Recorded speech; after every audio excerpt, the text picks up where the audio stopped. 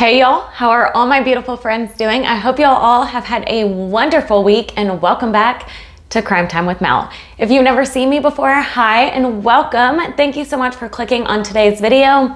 Over here we cover true crime, missing and unsolved cases. If that is something you'd be interested in, I would love to have you join this amazing community and subscribe to my channel. Today's video is a very highly requested video from a lot of my friends back from my childhood, back where I used to live, and it is very close to my childhood home. I know a lot of the areas that we are going to be talking about in this video, and I'm going to give a trigger warning right here before we get started. We are going to talk about some substance abuse and different things. I do really want to please kindly ask y'all to be respectful down in the comments. Don't say anything mean or nasty. I don't care about the past of this girl. I care about finding her. Point blank. I don't care what she was into. None of that matters. What matters is Tiffany Whitton is still missing, and it's been almost a decade. Tiffany Michelle Whitton was 26 years old at the time she disappeared. Her and her boyfriend went to Walmart on September 13th, 2013 in Marietta, Georgia, very, very early hours. Loss prevention officers ended up stopping Tiffany when she was headed out because they thought that she was stealing about $20 worth of clothes.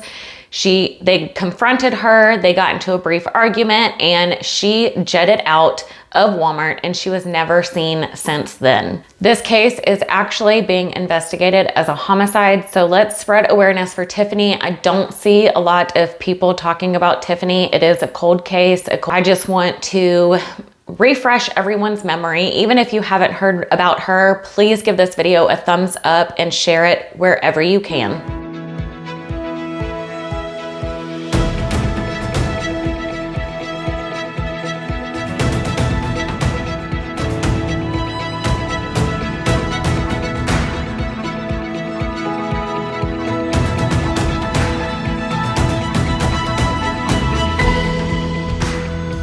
Tiffany Michelle Whitton was born January 30th, 1987 to mom Lisa Daniels, and I could not really find anything out about her dad. All that I could find out was that they had divorced. Lisa said that Tiffany was extremely rambunctious and she was a very happy-go-lucky child in Kennesaw, Georgia. If you don't know where Kennesaw, Georgia is, it is a very beautiful suburb just west of Atlanta, home of KSU, where I went to college, but I didn't graduate. Lisa ended up starting to see some signs from her daughter in her childhood. Like, her mom would find things in Tiffany's toy box that did not belong to Tiffany, and when she would ask her where she found those, she said that people gave them to her at daycare. Lisa also stated that as Tiffany grew older, she became very good at telling lies. As Tiffany started to reach adulthood, she started to become more rebellious, and as a sophomore in high school, she ended up dropping out of school, which meant her dreams of becoming a vet would not happen. She also got pregnant as a teenager and gave that baby up for adoption, which permanently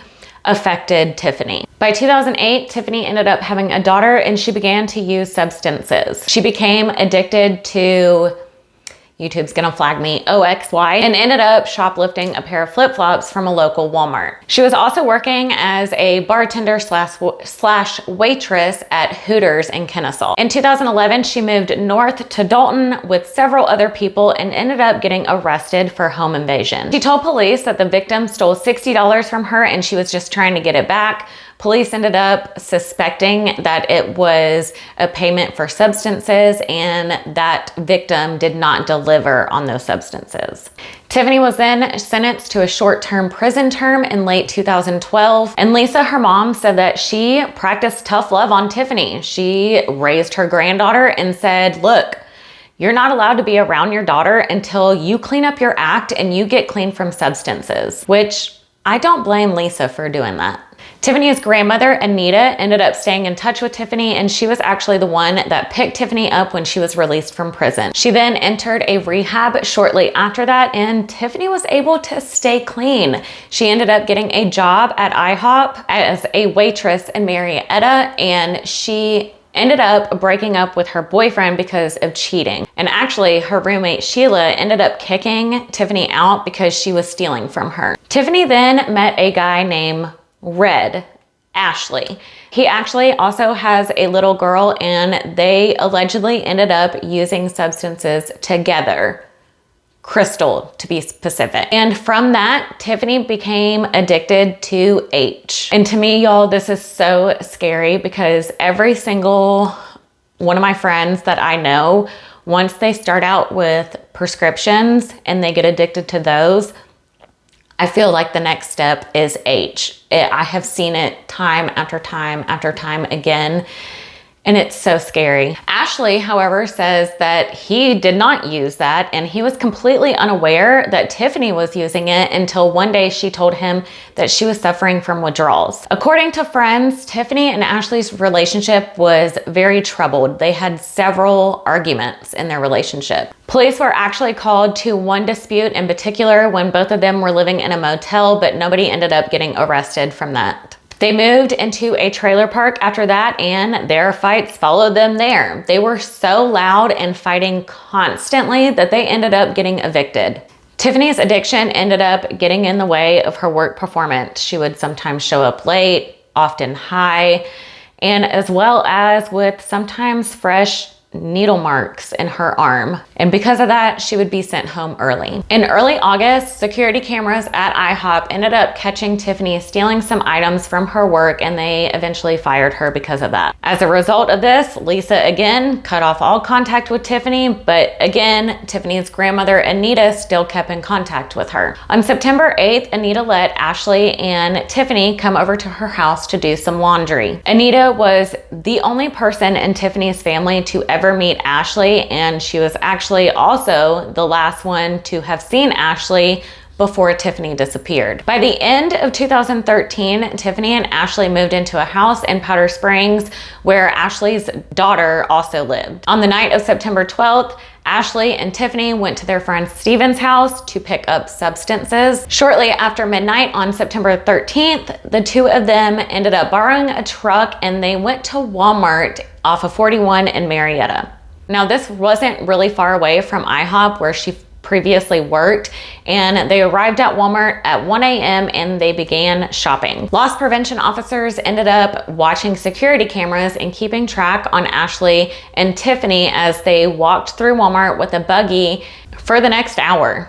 Tiffany is seen walking around, occasionally stopping, looking at stuff, but she seemed high. She would take clothes off the shelf and then put them back, and just a few steps behind her, Ashley was walking. Ashley eventually ended up picking out some clothes for his daughter, put them in the buggy. He picked up a portable speaker. And at that same time, loss prevention officers came to realize that Tiffany was probably concealing clothes, which is something that she did quite often at that Walmart. So they had their eyes on her. At 2 a.m., Tiffany wanted to continue shopping, but Ashley told her that they needed to go because he had to be somewhere. After that, Tiffany was pretty angry and irritated, and she started walking to the cash register while cussing up a storm. After Ashley paid for his items with very large bills rolled up, she left the buggy and the two began to leave the store. At the exit, loss prevention ended up stopping Tiffany because they thought that she was trying to conceal and steal $20 worth of clothes,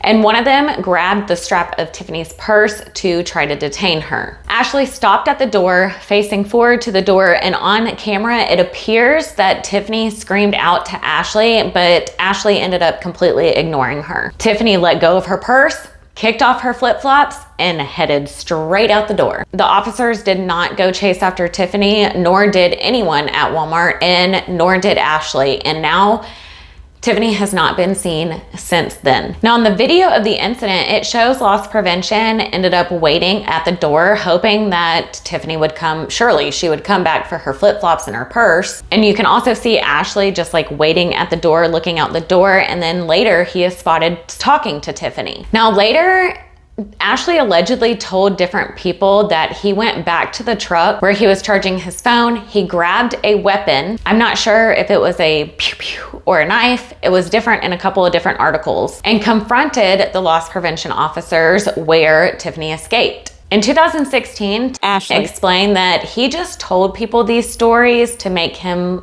look big and bad, basically, that wasn't really what happened. Ashley says shortly after Tiffany fled Walmart, he went out to the parking lot to look for her. He couldn't find Tiffany, and he did not go back to the truck because he knew it had substances in it and he was scared that he was gonna get arrested. He ended up looking around at the different stores nearby, and then later on, he ended up going across the street to the IHOP where Tiffany worked at about a month prior. Sheila, Tiffany's former roommate, said that she ended up seeing Ashley sitting on a bench outside of IHOP just after 2 a.m. Sheila did not see Tiffany, and she told Ashley to call her phone and find her. He then said, I've been charging her phone. It was in the truck, and he ended up showing her her phone. She then questioned him like, how are you looking for her if you're just sitting here waiting at IHOP? And he said, well, I'm waiting for some friends to pick me up. An hour and a half later, Steven and 2 other unknown women ended up pulling up and picking Ashley up. Now, Steven allegedly says that Ashley is full of and a POS, but nonetheless, he's pleasant company. Ashley also told him about Tiffany and how he threatened the loss prevention officers with a pew pew so that they would set him free, but he seriously doubted that story. However, he did say that he believed Ashley when he said he didn't want to go back to his truck because there were substances in there, and that he genuinely has no idea where Tiffany was. After returning to Steven's house, the 2 of them, Ashley and Steven, and another friend, ended up getting into the car and searching around town for Tiffany. Ashley says that he figured that Tiffany would eventually just show up at Steven's house. The next morning, Ashley ended up driving back to the home that he shared with Tiffany and his daughter in Powder Springs. He spent the next several days trying to find her. He called her old boyfriends, he called hospitals, jails, her friends, and all those calls were identified by phone record. 2 weeks later, he ended up telling his probation officer that he has been unable to find Tiffany since that night, and records of that meeting was also confirmed. Ashley also cleaned out that truck, and investigators took note of this, but Ashley claims that he regularly does this because there's constantly paraphernalia and substances in there, so that's a regular thing for him to do, is just clean out the truck. They really believed that Tiffany was alive and that she might return. In the past, she would drop out of sight and then just all of a sudden return. In January 2014, after Ashley made no further contact with the family, she ended up telling police. Now, what's weird to me is, at first, Ashley did not tell Tiffany's mom or her family or report it to the police from what I have found when Tiffany went missing. Now, Lisa had not heard from Tiffany since she cut off all contact with her in August.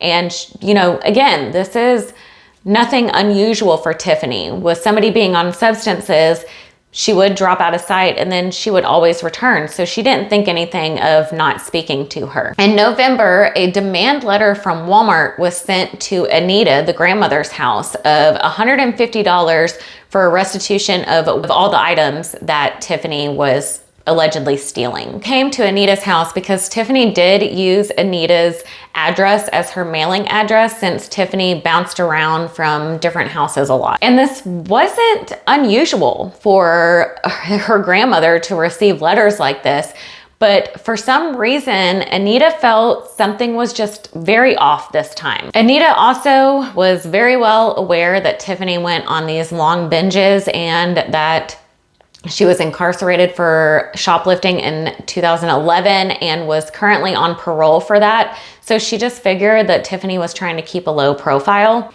Even through that, Anita called Ashley. It was then that she learned not only of the September 13th incident that prompted that letter to be sent, but that Ashley had not seen Tiffany since September 13th. Anita then told Lisa, and Lisa from then started looking through Tiffany's Facebook, seeing if she had any activity or like her whereabouts. Normally, Tiffany posted pretty often on social media, but that all abruptly stopped on September 1st. 2014, Tiffany's cousin posted on her Facebook page, and under those comments, Tiffany replies, and y'all, it is blatantly obvious that that is not Tiffany, which leads me to wonder who has Tiffany's login stuff for her Facebook. Also, there was comments and messages from Tiffany's friends expressing their concern because they haven't heard from Tiffany or have seen Tiffany. Lisa called Ashley just before Thanksgiving, and Ashley told her about his calls that he had made to the jails and hospitals the following days after Tiffany disappeared. And Lisa honestly believed that with the holidays approaching, that Tiffany would reach out and contact them and her daughter. However, Tiffany never reached out. And in January of 2014, Anita and Lisa reported Tiffany missing to Marietta Police Department. So 4 months after she was last seen? The initial detective that was handling Tiffany's case, Lisa said that he didn't seem that much interested because of Tiffany's troubled past. And unfortunately, this is extremely common. I feel like a lot of law enforcement, if there's substances or troubled past or anything like that, they're not as interested in that. And that's very unfortunate. At the end of the month, Tiffany's case was reassigned to a different detective, and that detective said that she understood from her first conversation with Lisa that this is not just a typical case. That detective believed that Tiffany was no longer alive. But the delay in reporting the case to police made it extremely difficult to mount an effective investigation. It was already cold, basically, by the time it got to them. After talking to Walmart's loss prevention, they ended up saving the footage of Tiffany and Ashley at the store just in case they were going to pursue a civil suit against them. And she came to believe then that Ashley was involved in Tiffany's disappearance. In March, as a result of this investigation, a multi-jurisdictional substance enforcement task raided the home in Powder Springs where Tiffany was last known to live. Officers found crystal, green, firearms, used needles, and dog feces. 8 people, including Ashley, was arrested. Ashley's daughter and another child were actually placed in temporary custody through local services. And many of those residents of that house, besides Ashley, knew Tiffany. Joni, which I believe is her name, I'm hoping I'm pronouncing that name right. She believed that if Ashley did not know or wouldn't tell her where Tiffany was, that others might have some ideas of where Tiffany was. Now, with the information that they discovered from the raid, the same group of officers ended up executing a search warrant on Ashley's mother's home in Marietta. Extensive searches were done, excavations were done, cadaver dogs were sent out, and they found nothing. In 2015, Ashley pled guilty in Cherokee County to charges of crystal with intent to distribute and possessing firearms while a convicted felon. He was sentenced to 10 to 20 years in prison, and the judge, I think I read that they felt that he wasn't being completely honest and cooperating with the investigation of Tiffany. As of July 2022, he is serving his sentence at the Muskogee County Correctional Institute in Columbus, Georgia. Now, in 2015, Joni was completely frustrated and stressed out that she could not close Tiffany's case. So it got transferred to a third investigator. In fact, Joni was so stressed out about not closing this case that she ended up leaving the detective bureau and started teaching at the city's police academy. Her replacement was Mike Freer. I'm just gonna call him Mike. Later in the year, a major breakthrough in the case happened when the Cobb County District Attorney said a crystal that he had been prosecuting had heard from some of his friends that sometime after Tiffany's disappearance, Ashley and some friends drove to Lake Allatoona, which is not far from Marietta, and threw a concrete-filled barrel over Bethany Bridge. That informant described the damage from the bridge from pushing it over. It knocked off some concrete on the bridge. And when Mike went to go visit that bridge, he saw that damage that they spoke about. The Georgia Department of Natural Resources brought out sonar equipment and found a large object about 40 feet under water where that bridge is. When State Patrol divers went to dive down to look at the object, it turned out to be a large chunk of concrete from the bridge. This is, as of to date, the last official attempt to locate Tiffany. And in 2016, Marietta turned over the case to the county's new cold case team. Now in April 2016, Esquire magazine published an article about Tiffany's disappearance. Tom Janad was interested in the case of women who do not trigger what's sometimes been called missing white women syndrome. Now, this is where the media devotes excessive coverage to young white females that are pretty, they're white, they're innocent, they don't have a troubled background. And y'all, I completely 100% agree with that. If you have a troubled background, or if you are any other race other than white, I don't understand. It seems like the media does not pick up on these cases, and it drives me absolutely insane. And this is why I'm sitting here with y'all today talking about this case, because nobody talks about it. Now, Tom chose Tiffany's case from 13 stories of similar women he was aware of, all went missing over a 3-year period. 3 of them were found, and all 3 of those were deceased.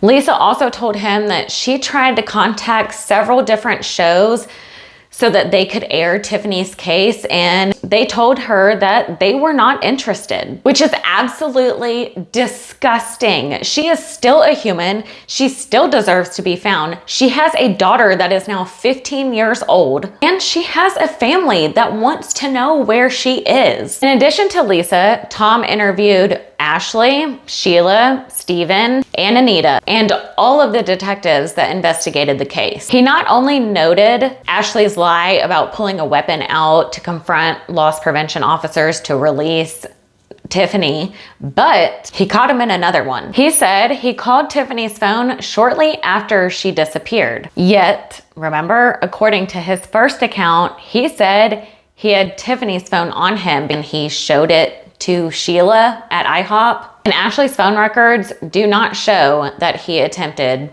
to call Tiffany. Now, according to Ashley's half-brother, Blake, Tiffany wished him a happy birthday on Facebook 5 days after she disappeared. And I believe Lisa said that this was kind of like proof that Ashley was using Tiffany's phone to create, I guess, the impression that she was still alive. But Blake also told Tom that she called him. Blake said that it came from an app that had like a very weird phone number. He actually almost let it go unanswered. And he said he was positive it was his half-sister because she called him by his childhood nickname. And while Tom believed that Blake wasn't lying, he believed that maybe his story wasn't very accurate and he could have possibly confused that Facebook message with like an earlier conversation. And Cobb County District Attorney ended up saying that they would try to obtain Blake's phone records. And Ashley said that cameras at several stores would show Ashley